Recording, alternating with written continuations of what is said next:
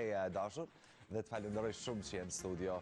Sot lutem larg modestis, Afrodit, larg modestis. Kënaqësia është e tëra imja, ma beso. Pra ato të lutem dhe të falenderoj që jenë në studio. Do ta aproj vetëm edhe pa gotën ujë se ta pas kem lënë pak larg. Faleminderit shumë që jenë në studio, si je fillimisht. Faleminderit edhe ty për ftesën, edhe është kënaqësi me që jenë në studio me ty. Të lutem, kënaqësia është e tëra imja. Për shkak të energjisë të mirë që gjithmonë e përçan. Edhe faleminderit për komplimentet që mi dha. Të lutem. Edhe ti e gjithmonë me stil, e thash edhe më herët. Faleminderit shumë faleminderit. Unë atë që çfarë thash, pajtohen 99.9% e njerëzve. Domethënë atë 0.1% që në vogël po ta fali, pasi që mendojnë që ka shijet ndryshme, por që realisht pajtohen gjithë. Sot kam kuadër të emisionit Karpe me dëshirë më të madhe me të pasur sezonën e dytë, sezonën e tretë, po ishte e pamundër shkaku i angazhimeve tua. Në momentin që po flasim, je pak më e qetë, je pak më e lirë këtu në Kosovë, por para se të ndalim tek udhëtimet dhe se çfarë ke bërë gjatë gjithë vitit, më thuaj pak a votove, çfarë bëre gjatë ditës djeshme. E ke dëshmina?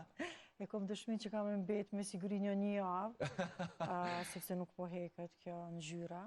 E shfrytëzon gjithmonë drejtën me votu? E kom shumë të rëndësishme me votu.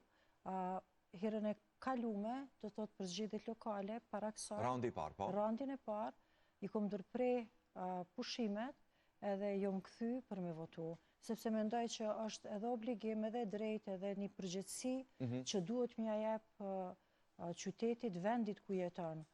Mos me leju që dikush tjetër me vendos për fatin tonë.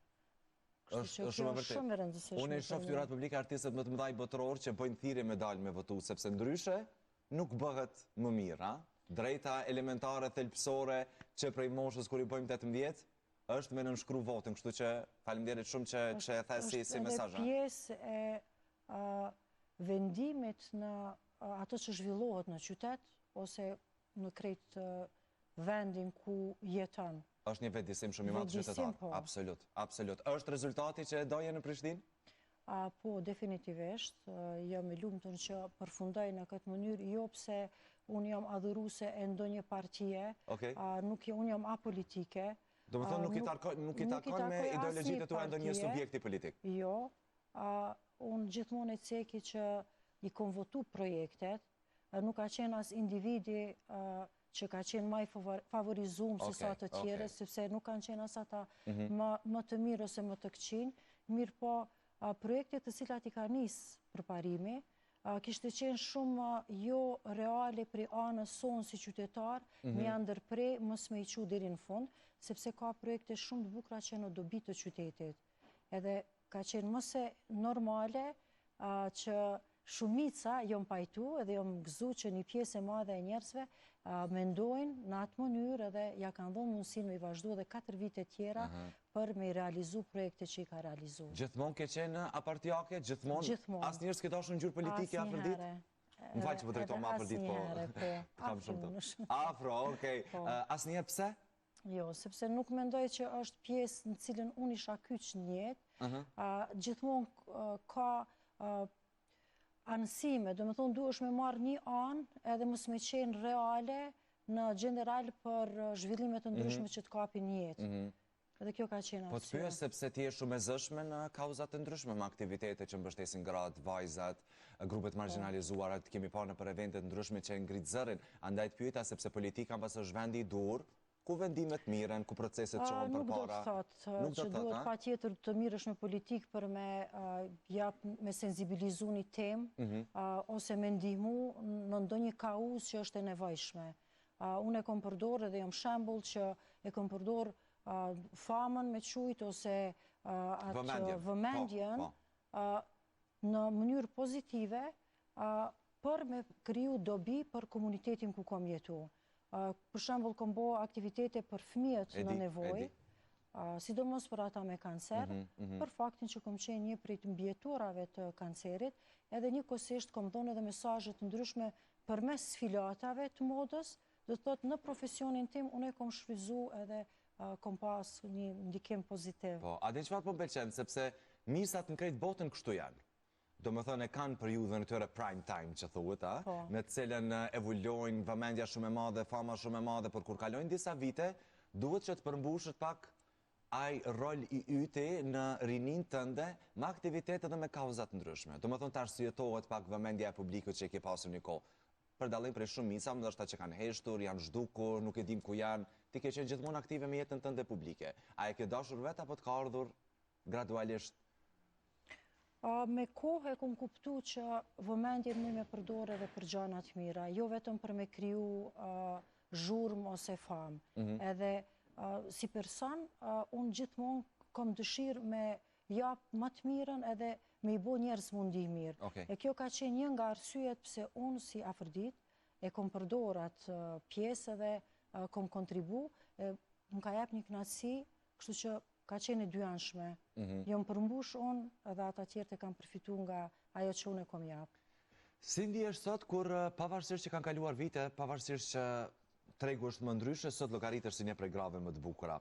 Unë e di që në sa poston ti në Instagram, ka shpërndarje masive, sepse njerëzit e duan të bukurën.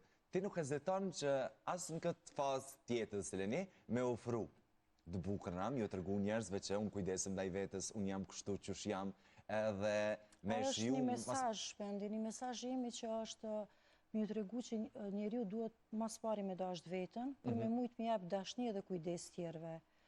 Nuk është kur gjë e keqe në qofse merresh me vetveten. Për shembull, kohëve të fundit unë edhe po bëja i gari kur po mpyet dikush me çka po mirësh, i them me veten. Okej. Sepse duket shumë pak. Mentalitetin ton duket shumë pak, nuk është si punë. Realisht puna më e madhe është mirë me veten, sepse reflekton në profesion, në familje, në lidhje romantike, nuk e di në të gjitha këto, kështu që reflekton shumë kur i kushtojmë rëndësi vetes. Definitivisht po, edhe kjo është edhe një për arsye pse unë postoj gjana të bukura, ju edhe gjithherë ndihem ndoshta ashtu qka edhe postoj, që është realitet, mirë po është një mesazh të cilin e marrin gratë shumë mirë, më shkruajnë, më admirojnë, më pyesin për këshilla, edhe unë nuk hezitoj. Ja u kthej. Më thonë ja u kthej, po. Shumë herë edhe befasohen që ju kthej, po e shoh që aty e komunikoj me njerëz cilët më dojnë edhe më adhurojnë edhe e vlerësojnë ato çka unë e bëj. Për çfarë këshilla kryesisht? Çfarë mesazhe mund të bëj një vajzë ose një grua drejt teje? Çka je tu bo që po dukesh kështu? Për shembull, çka po han? Çka po han? Çka po merr? Ku po ushtron? Çka përdor për fytyrë? Çka përdor për flok? Jo pyetje që i bojnë femrat njëra tjetrës. Ato nuk hezitojnë pa mjoft me i bo ato pyetje. Okej. A të ka lodh pak ky epiteti e bukur gjatë gjithë kohës të komentu për pamjen e jashtme, duke qenë një shembull se si duket një vajzë, si duket një grua. A është i lotësh me kjo peshë? Ndoshta pse jo mësu shumë herët e kom mbajt këtë epitet, edhe mu ka bu pjesë e zakonshme ose pjesë e përditshme e jetës. Është një përgjegjësi që gjithmonë më bën me u kujdes edhe mundi mirë, po nuk isha me thonë që më ka lodhë. Përkundrazi, më jep një vullnet që edhe në qoftë se dalë prej shtëpisë, gjithmonë e kam me rëndësi më u marrë me vetën. Do me thonë, mos me lëshu vetën, me thonë, më jep arsye, jo është mosha, jo në vitet, është koha, është gjenerata, s'po di arsye të ndryshme nuk kanë vend të unë. Unë gjithmonë mundohem maksimalisht më marrë me mirëqenjen të me vetë. Nuk është krejt dritë e pamja. Pamja vjen kur kujdesesh në brendi për vetën. Deri sa përmarr deri te pamja janë shumë elemente që duhesh mi kalu. Jam për shembull çdo mëngjes që duna më pëlqej ose s'm pëlqej, unë e shti veten me qef ose me zar, me shku me ushtru. Ajo është pjesë e përditshme e jetës, ose që lidhet padyshim edhe me aktivitetin fizik, emocional, mendor, patjetër. Po, edhe me shëndetin, mandej ajo reflektohet në shëndet. Mandej mënyra se si ushqehesh. Edhe ajo është diçka që e bëjnë me konsistencë për çdo ditë, kujdesem, përgatiti për vete, për fëmijët e mi, edhe, do të thonë, është pjesë përbërëse e jetës. Është stili jetës. Është stili jetës sepse e ke bërë veten të tilla dhe në momentin që po flasim ndihesh mirë përse kur dhe vajzat reja kanë shembull. 20 vjeçarit, 21, 22 në moshën tyre më të mirë. Po, mas shumë t'i gëzona kur vajzat e reja, sepse gjithmonë kur je e re mundesh mu duke bukur. Unë jam shumë i sigurt që edhe vajzën tënde inspiron për mënyrën se si i qasësh jetës dhe bukurisë, patjetër, a? Po, definitivisht unë mendoj që te fëmijët tash po kalojmë te roli i prindit me fëmijën. Është e kotë çka flet, por është shumë e rëndësishme se çka bën, edhe këshillat më të mira i jep me veprimet e tuja. Arba ka fillu me ushtru intenzivisht, që është normal që mund ka pa me Shambullin shpe. E ka shambullin shpe se... Mund është të në ditën me jep këshilla, por nëse se nuk vepran, nuk ka këshill të mirë. Okej, fotografit e ke kështu tepër të bukura në rrjetet sociale, në prej tyre është edhe kjo, e realizuar nga fotografi shqiptar në Amerikë, Fadil Berisha. Sa i ke të rëndësishme fotografit? Për shembull në udhëtimet e tua, sa i ke të rëndësishme me dalë një foto e bukur, apo fokusin e ke ta shijoj vendin ku ka marrë? Është një baraspesh, një balans. Okej, sekret. Po, sado që e kam të rëndësishme me i kalu momentet e mira, e kam shumë e rëndësi edhe me bo foto. Jo vetëm me dokumentu, po me pas me mbet kujtime. Për shembull, kur shkoj me shoqëri, me shoqe në udhëtim, nga një herë e vrej që ju duket që është e tepërt, që gjatë të kohës unë fotografoj momente, bisedat kur janë spontane. Njajtë ko kem këtë pjesë. Edhe në fund, kur ulemi në darkë, krejt mi lypin mu fotot. Unë jam ajo që i mbledhi kujtimet. Okej, edhe një peshë shumë e madhe, sepse në shoqëri gjithmonë është dikush që fokus e ka fotografinë dhe të tjeret pastaj vijë bëjnë share rreth asaj se çfarë krijohet. Unë dua të di pak diçka. Unë përmenda pak kauza të ndryshme, aktivitete të ndryshme të cilat ti ke bërë. A ka qenë edhe kjo një detyrë jote që ja u dëshmosh njerëzve që nuk je vetëm e bukur? Që je më shumë se sa e bukur, që je më shumë se sa pamja jashtme, je më shumë se sa një mis. Pamja, bukuria nuk ka peshë nëse nuk ka vlerë. E kom pas shumë të rëndësishme që atë hien e misit edhe të pamjes së jashtme me dokumentu edhe me vlera tjera cilat i kam. Edhe unë përveç që jam zgjedh mis për herë të parë në Kosovë, që mbahet men, unë kam bërë dhe shumë sane tjera të mirat, të cilat ndoshta kanë mbet në hien e misit, por me gjithat, një pjesë e madhe njerëzve i vlerësojnë edhe i kujtojnë. Shtu që kjo ka qenë një prej arsyeve që me dëshmu që bukuria pa vlera nuk ka kuptim. A është më e lehtë apo më e vështirë jeta si një vajzë e bukur, si një grua e bukur? A do me qenë sinqert? Po, shumë e sinqert. Ka momente kur është shumë e lehtë, po ka momente kur të vështirësohet. Varësisht prej rrethanave, mos me i cek kështu konkrete, po është e dyanshme. E dyanshme, po. A ka ndonjë moment ose ndonjë situatë në cilën bukuria ka qenë disavantazh për ty?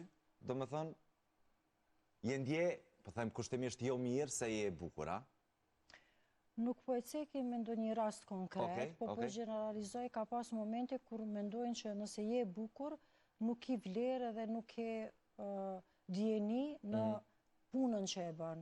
E në ato raste, ke nevojë me dëshmu pak ma shumë, se sa një femër e cila ndoshta duket pak ma e zakonshme, mos them jo e bukur, po pak ma e zakonshme, edhe aty është për shembull vështirësia kur duhesh gjithmonë me dëshmu, edhe me u përpjek më shumë. Sepse një vajzë që po thua që mbas është e zakonshme dhe nuk e ka kujdesin ndaj vetit në veshje dhe ndukje siç e ke ti, mirët më okej me suksesin e saj. Do me thonë duartrukitet më letë. Ndërsa tek vajzat e bukura, po besoj edhe në jetën tënde, në eksperiencën tënde, je duartrukitur më zor. Sepse bukuria ka qenë, kjo është e bukur, kjo mundet gjithçka me realizu, çdo dëshirë e saj me realizu, sepse është e bukur. Do me thonë gjitha atributet, sukseset e tua janë vizualisht. I merr fal këtë pamjes tjashme. Gjë që nuk është e vërtet. Po, pa tjetër, po këtu jemi për ta dëshmu që realisht nuk është e vërtet. Cili kishte me qenë një mesazh për vajzat që për ndjekin, që janë të bukura, që kanë këtë peshë, që ndjen gjykume, të paraqykume, që mbase punojnë shumë, po në fund ditës mendon që nuk punon asgjë.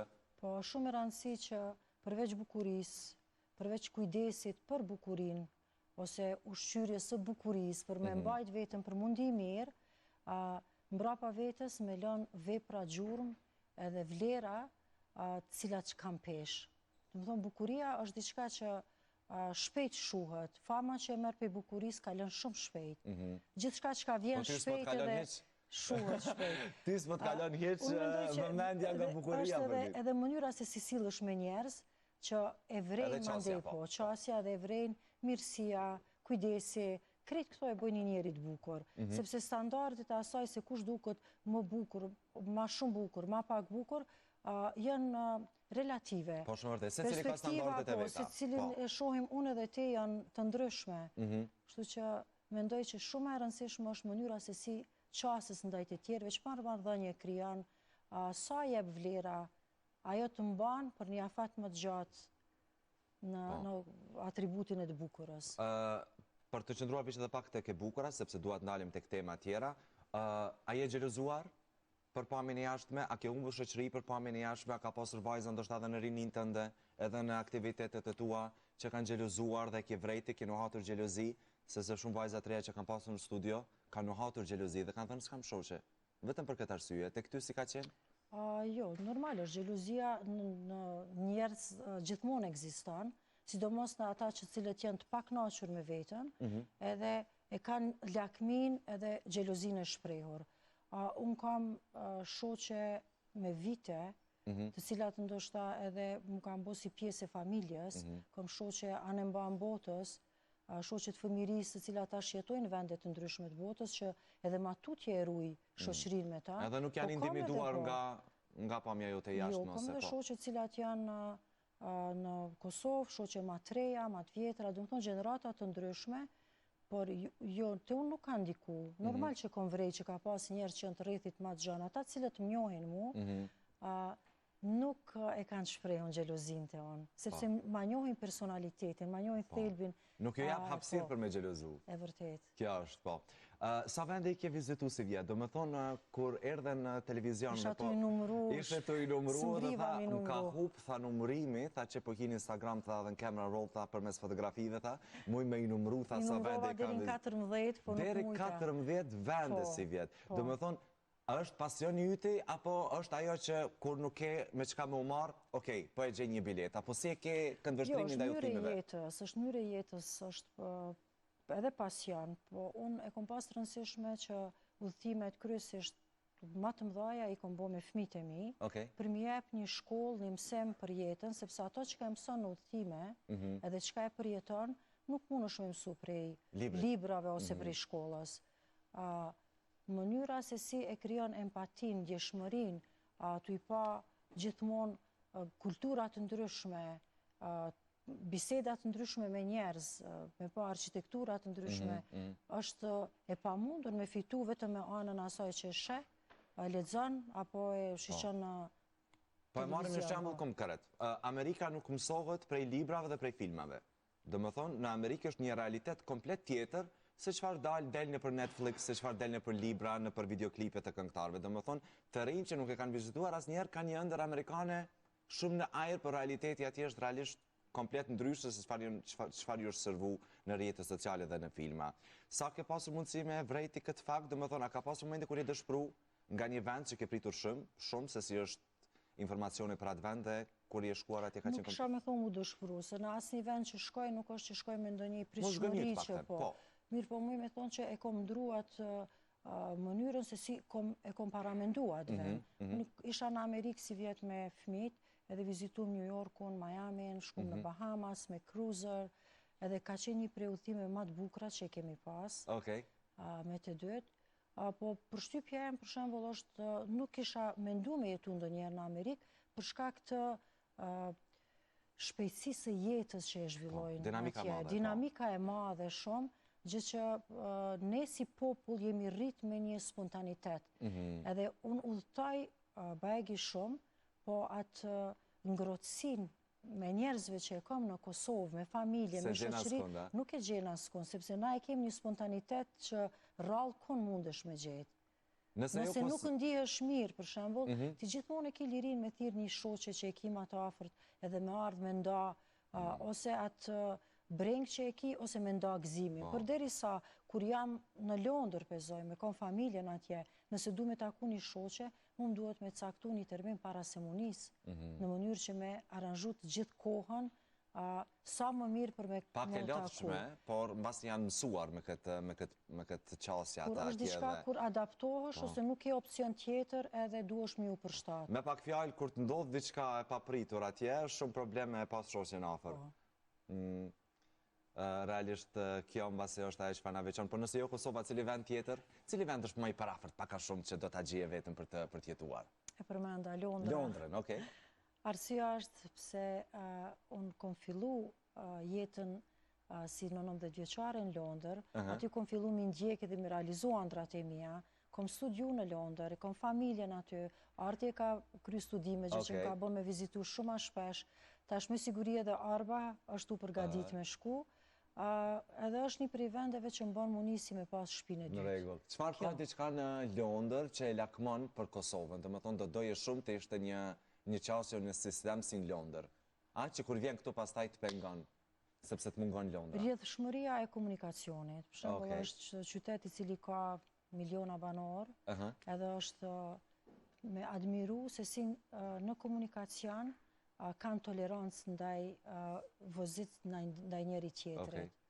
Pastaj, ndoshta edhe sistemi i shëndetësisë është diçka që më kalon përshtypje, mënyra se si janë të organizuar. Pastaj edhe shkollimi, po besoj që është komplet tem tjetër. Ka shumë gjana të cilat normal na duhet kohë me i përsos, po gjithmonë pak nga pak.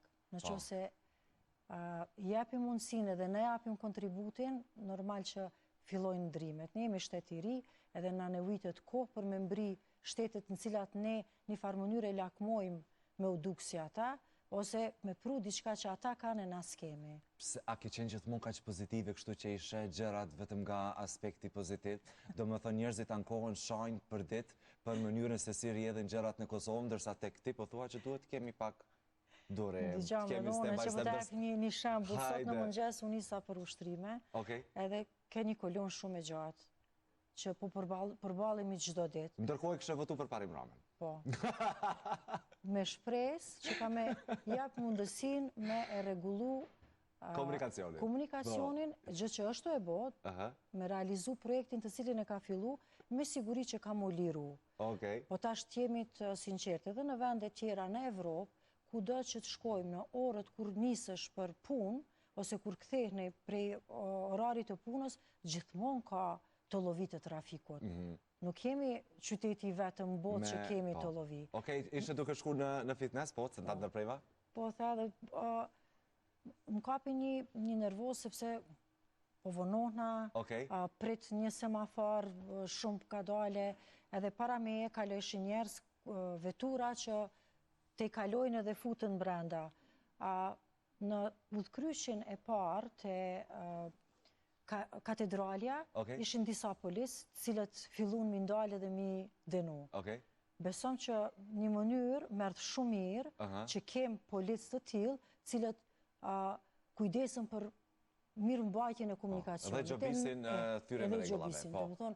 A duhet tash na pyetja me i kritikua dhe me pa negative që po japin gjoba, apo me pa pozitive që po mundohen me rregullu komunikacionin për ata që janë të papërgjegjshëm edhe që nuk e respektojnë njëri tjetrin. Atë kanë falë ndonjëherë policë ty tregom. Atë kanë falë ndonjëherë, si ke marrëdhënie me policën në Kosovë? Ka pas raste kur më kanë falë, po ka pas raste kur kanë qenë strikt edhe kam respektu vendimin e tyre, edhe ka qenë mësim për herave tjera për mos me bëu të njëjtin gabim. Sa është normale kur vozit çdo njeri bën gabime. E vërtet. Unë të pyta pak para se të hynim në studio, po të pyes edhe live kështu. Jemi në fokus momentalisht të nisjes së Big Brother. Do më thonë dhe njerëzit pak kanë krijuar simpati, kanë krijuar një dëshirë për me të panë rolin opinionistes. Si është puna si vjet, a ke pasur thirrje si vjet, ose kur vjen kjo periudhë e fundvitit me Big Brother, të mungon? Apo si e ke qasjen? Po besoj njerëz të pyesin shumë. Po, njerëz më pyesin shumë. Ndodhë, me thonë, prej ati momenti kur kom qenë prezent, sa kom qenë, nuk ka kohë ose periudhë që nuk kom pyesin a do t'ishe kthy. Çfarë ju thua? Po.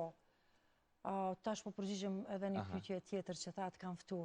Vitin e kalon kom qenë e ftuar në Big Brother, po si vjet me siguri kanë hek dorë se kam po që udhëtoj shumë. Po vjet pse nuk ishe? Për shkak obligimeve të mia personale, për shkak udhëtimeve, për shkak obligimeve ndaj fëmijëve, domethënë ndaj vetvetes, është diçka e lodhshme, ka qenë eksperiencë e mirë, sa kom qenë, apo është... Njerëz ju ke pëlqyer me këtë qetësinë tënde, mënyrën se si ke folur me banorët nga studio, domethënë ata janë ndjerë shumë qetë, shumë mirë kur kanë komunikuar me ty mbas edhe publiku, pastaj në shtëpi janë ndjerë shumë rahat me analizat e tua, kështu që po besoj që njerëzit e kanë këtë lidhje me ty, me qetësinë tënde më shumë. Po, sepse është një përgjithësi kur duhesh, nuk është vetëm me jap një opinion, ose një kritik, ose me kriju një lajm. Unë e kom përdorur edhe ndjeshmërinë time ndaj njerëzve, ata cilët ka qenë mbyllur 24 orë me ditët tona, nuk është e lehtë tash në kontaktin e parë me botën jashtë me fillu me kritika. Kemi pas në hapësirë aty me kolegun tjetër, Oltin, që ai ka fillu me kritikë ndoshta, mirë po, unë e kom pas të rëndësishme. Polici mirë, polici keq. Ndoshta edhe ajo mirë, po është natyre jemja që me pa një perspektiv të mirë prej se cilës situatë. Empatinë e ke shumë zhvilluar, realisht me situata që ndodhin brenda shtëpisë dhe qasja jote ka shi, sidomos vajzave, kur ishin gjikume, kur ishin të pështetura për muri, për deklaratat e tyre, krijoi dhe tregoi një empati shumë të madhe. Ka shi se çfarë po përjetonin ato. Zakonisht jam pak më e ndihshme për vajza, edhe pse unë kam 2 gjinit, djalë dhe vajzë, po vajzat për mua janë një pikë më e doptë. Mendoj që natyra i ka kriju më pak të fuqishme se sa meshkujt, edhe e kam një tolerancë më të madhe për to. Do ta bëj edhe një herë si eksperiencë për të përfunduar këtë pjesën e Bigut? Nuk e di asnjëherë. Jo. Pse Afërdit?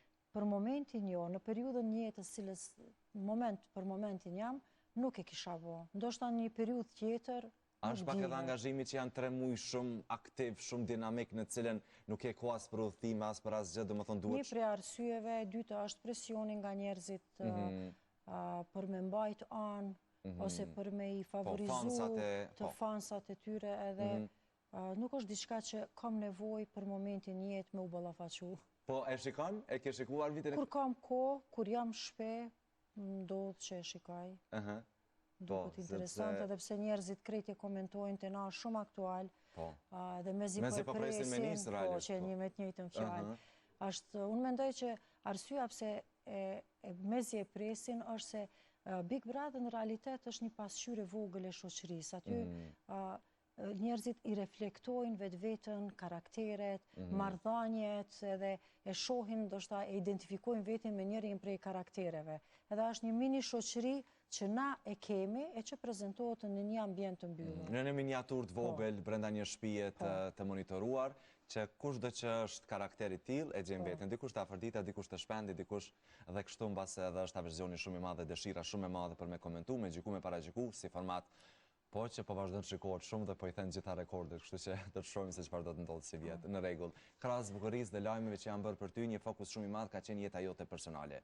Afërdit, në cilën ti ke zgjedhur asnjëherë të mos flasësh, mos të rrëfejesh, mos të diskutosh, mos ta bësh senzacion, mos ta përkthesh në tituj për të alesh. Pse ke vendosur këtë çështje ka jetës tënde personale dhe atë se çfarë ka ndodhur me ty? Për mua familja është mbi gjithçka. Unë e kam shumë rëndësi paqen, respektin në familje, edhe mendoj që 2 fëmijët që i kemi, Artin edhe Arbën, të dytë e kemi shumë të rëndësishme, me rujt marrëdhënie të mira me ta. Ne jemi një familje që gjithmonë kemi me mbet familje, edhe që gjithmonë kemi me kujdes, me respektu njëri tjetrin, me jep dashni për njëri tjetrin, edhe me rujt paqen në familje. Dhe po besoj që fëmijët e kanë vlerësuar shumë këtë vendim tuajin, që të jetë kështu si është momentalisht, që të kenë një harmoni shumë të madhe familjare, sepse edhe festat, ditëlindjet edhe festat ndryshme, ju i festoni bashkë me një njerëzillëk dhe me një qytetari shumë të madhe. Çka dhe dua ta përkthej edhe pak si mesazh për ata që po na ndjekin, sepse je shumë e qetë në këtë raport. Po, definitivisht, Arti dhe Arba janë fëmijë qetë, e ka një balans njëtë, se cili miret me atë periudhën e vetë, me jetën e vetë, dhe normal që kanë raportet mira me të dy prindrit. Që kjo është qëllimi i të dyve për paqen që kemi kriju në familje. Me fëmijët, cili është më i lidhur më shumë me ty? Vajza apo djali? Ka e ndjen, kush të bë më shumë pyetje, kush të bë më shumë presion, kështu tek prindi, ha? A vajza apo djali? Jo, Arti për shembull është djali i rritur, tash e ka marrë jetën e vetë në dorë, punan. Nuk e pyet mamin mo për gjërat vogla, Më pyet Arti, ndoshta për gjërat vogla tashmë më thonë që më shumë e pyes unë. Kur kam nevojë me marrë ndonjë vendim të rëndësishëm, për arsye që e ka shumë të zhvilluar logjikën edhe është shumë i matur. Me Arbën jam tashmë e afërt, ndoshta edhe mosha, gjinia, edhe Arba më bën më shumë pyetje, por ka momente që Arba është ajo që vendos nga pyetjet e mia se çka për shembull unë kam e vesh. Okej. Do më thonë, keni raport shumë shoqëror krahas, jo vetëm strikt nën-bija, keni raport shumë...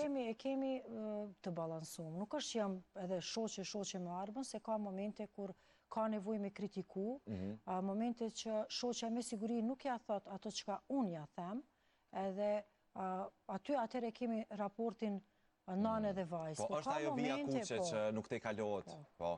A është e vështirë me qenë nën? A për ditë momenti që po është përgjegjësi e madhe, nuk është që si është kënaqësi me qenë nën, po është një përgjegjësi shumë e madhe. Sepse është një rol që ti nuk edukohesh kur fillon jetën e prindit, momentin kur lind fëmiu. Për krejt gjanat na trajnohemi, shkojmë në studime, në master, po për me qenë prind nuk trajnohesh. Ai vjen diçka spontane, natyrshme, edhe përcjell personalitetin tan, jetën, eksperiencën e jetës edhe tek fëmijët e tu, mënyrën se si i rritet dhe si i zhvillon. A ke pasur stres në këtë proces të jetës, do më thonë, çka ka qenë stresues për ty ky rol? Do më thonë, për të ardhmen e tyre, sidomos në vendin ku po i rrit, në cilën ka lajme, ballafaqime të ndryshme, shkaku edhe mentalitetit. A ke qenë stresuar si nën në vitet e para, kur kanë qenë të vegjël, Arti sidomos? Kur kanë qenë të vegjël, kam qenë më shumë e brengosur, ndoshta me thonë rreth asaj se apo i rriti mirë, apo pasiguritë një nën e të gjitha kujdesin e nevojshëm.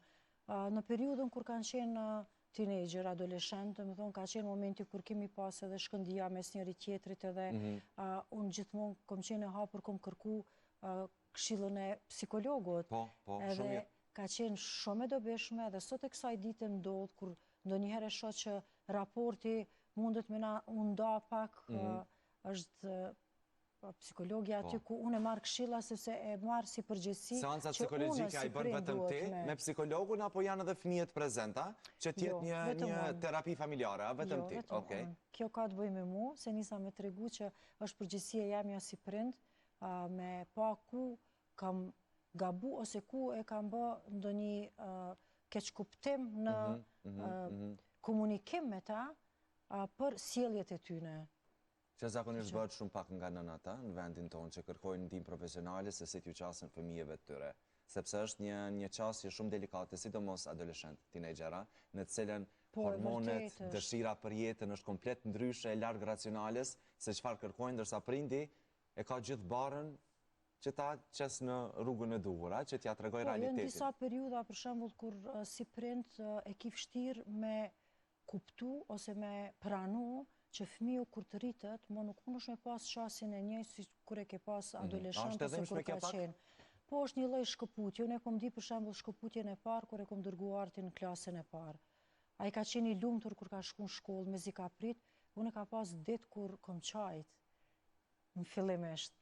Ajo nuk ka ndodhur me Arbën sepse e kom ditë çka po më pret. Për shembull ka pas raste kur me Arbën në moshën e adoleshencës kemi pas mosmarrveshje shumë të mëdha se sa me Artin, sepse Arba ka natyrë tjetër, edhe kur kom zhvillu bisedë me psikologën, ajo më ka vedisu një mënyrë që duna me pranu faktin që Arba tash është adoleshente dhe ka nevojë me marrë vendimet vetë pa interferimin të. Sa e lezeshme kjo kur Arti ka shkuar në klasë parë dhe që ke qarë sepse të është dukur që u largu nga shtëpia. Më duk një shkëputje. Tash 4 orë nuk është më në shtëpi dhe është kjo shkëputja, po pastaj marrë që besoj që krejt nanat e ndjenjë. Pa dyshim, por ti e the dhe bërë shumë mirë që e the. Vajza apo djalit kanë gjamë shumë me qetësi? Cili ka marrë qetësinë tënde? Asnjëri. Të dytë, jo të dytë. Po shumë mirë. Shumë mirë në këtë botë kaotike, qetësia është ajo që na vjen më shumti. Në rregull. Si mendon sot famën vajzat e reja që po i kërkojnë rrjete sociale? Fokus Instagrami, fokus TikToku, në cilën duan famën e menehershme, bëjnë pak famë, pastaj dëshirojnë futen Big Brother në realitet të ndryshëm. Ti si e sheh këtë famë këtë etje për famë rrjete sociale?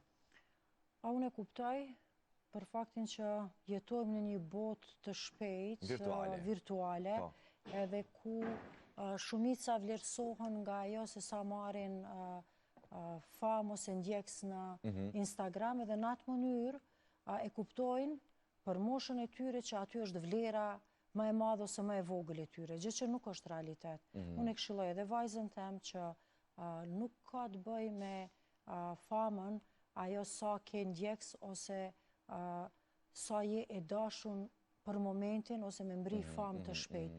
Është shumë e rëndësishme me kriju vlera. Nuk ka kur gjë të keqe në qoftë se ki dëshirë mu dallu në punën që e bën. Po kur dallosh në punën që e bën, atëherë lën vlera mbrapa vetës, edhe je dobishme për veten edhe për rrethin tënd. Kjo është shumë e rëndësishme. Po, kjo është realisht shumë e bukur sepse sot komentohen shumë vajzat e reja gjykojnë rrjetet sociale për çfarë bëjnë për luksin e tepërt në rrjetet sociale, pastaj që luksin që tregojnë rrjetet sociale është një arsye shumë e madhe pse marrin vëmendje, vinë edhe në për studio televizive, flasin për shifra shumë të ndaja, pastaj njerëzit krijojnë mënyra të ndryshme të menduarit. Ti si që këto shpenzimet e vajzat e reja për ditë? A mendon që është shumë herët për...